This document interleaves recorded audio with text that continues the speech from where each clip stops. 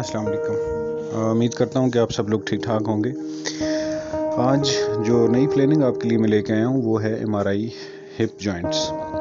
तो MRI की जो हिप जॉइंट की प्लानिंग है वो कैसे करते हैं और उसमें कौन कौन से सीक्वेंस और कैसे प्लानिंग की जाती है, हर सीक्वेंस की क्योंकि डिफरेंट प्लानिंग्स होती हैं और उसमें कौन कौन से स्पेसिफिक सीक्वेंस जो हैं वो हम परफॉर्म करेंगे और उसकी प्लानिंग्स क्या होंगी, वो आज बिना वक्त ज़ाया किए हम जो है वो शुरू करते हैं और स्टार्ट करते हैं।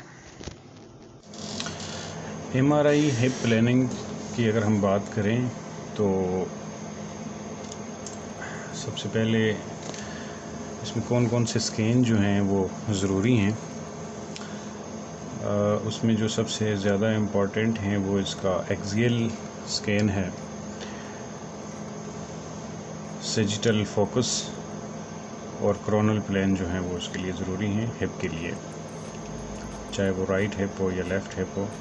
तो उसकी प्लानिंग जो है वो कैसे करते हैं। सबसे पहले आपने स्कैनो लेना है। जब आपके पास स्कैनो आ जाएगा तो उसके बाद आपने कोई भी आप T2 एक्सियल करना चाहें या स्टर एक्सियल करना चाहें तो आप कर सकते हैं। उसकी तरीक़ाकार क्या है, जब आपके पास इसका स्कैनो आ जाएगा तो आपने एक्सियल प्लानिंग जो है वो जो इमेज बॉक्स है आपका, आपने कोरोनल प्लेन के ऊपर आपने इसका जो हेड होगा, फीमर का हेड, उसके पैरेलल रखना है। जैसे ये आपको ब्लू लाइन जो है वो नज़र आ रही है कि आपने दोनों साइडों पे जो हेड होंगे, यहाँ पे एक हेड ये इसका नज़र आ रहा है, दूसरी साइड पे इसका हेड जो है वो यहाँ पे नज़र आ रहा है। तो हमने जो इसकी लाइन होगी उसको इन दोनों हेड के पैरेलल रखना है, दोनों साइड से इसको टच कर रहा हूँ। ठीक है जी। अब ये जो है इसके बिल्कुल पैरेलल हो चुकी है। हिप जॉइंट क्योंकि यहाँ पे बन रहा होता है जिसमें हेड ऑफ फीमर और एसिटेबुलम के साथ ये जॉइंट बनाता है। सबसे पहले हमने इसको पैरेलल कर लेना है। अच्छा, उसके बाद आपने जो है वो एरिया जो है वो देखना है कि आपने कितना एरिया कवर करना है। तो बेसिकली आपने हिप का एरिया कवर करना है तो आपने इसको उठा कर सेंटर में कर देना है।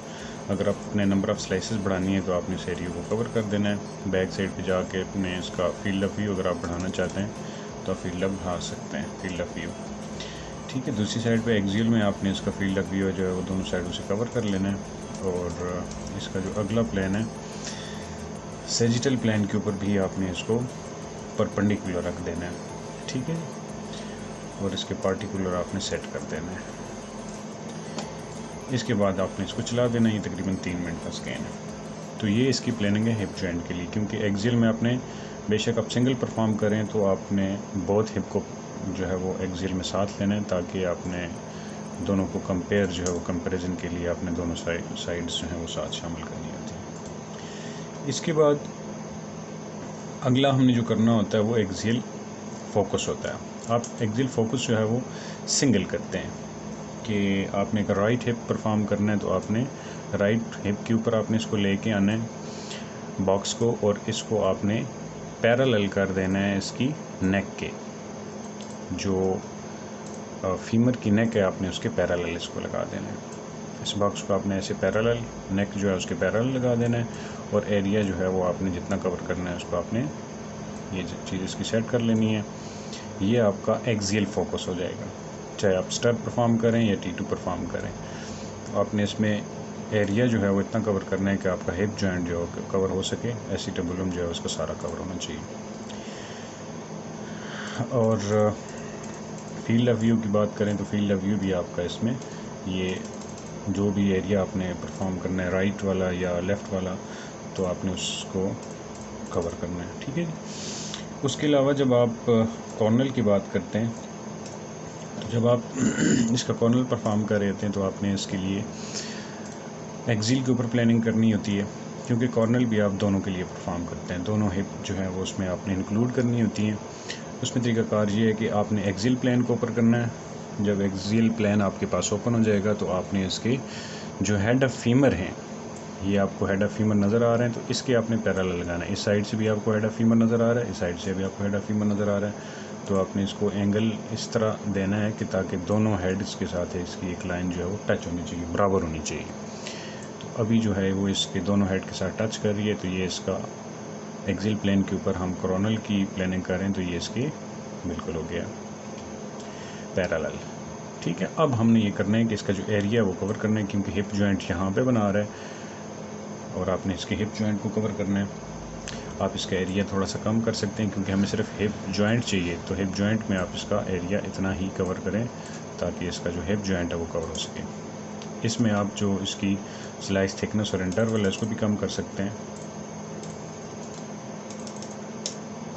जितना आप थिकनेस और इंटरवल कम करेंगे आपके पास नंबर ऑफ़ इमेजेस को बढ़ाना पड़ेगा ताकि आपका एरिया जो है वो सारा कवर हो सके और डिटेल आपके पास थोड़ी सी ज़्यादा आ जाएगी। ठीक है, अब ये इसका हिप जॉइंट जो है वो दोनों साइडों से कवर हो रहा है, तो इसकी कोरोनल प्लानिंग है। दूसरे के ऊपर आप सेजिटल के ऊपर भी इसके हिप के बिल्कुल आपने इसके पैरेलल रख देना है।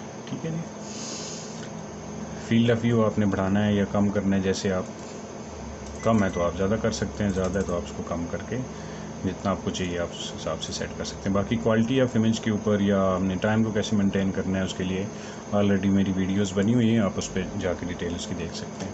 ठीक है जी, इसके अलावा बाकी जो प्लान्स हैं चाहे वो T1 कोरोनल है या स्टर कोरोनल है, आपने इसको कॉपी कर लेना है। उसका तरीक़ाकार आपको पता है कि आपने अनलिंक लिंक करना है और उसको कॉपी करके उसके साथ जिस भी स्कैन के साथ कॉपी करना चाहते हैं तो आप उस पर क्लिक कर सकते हैं।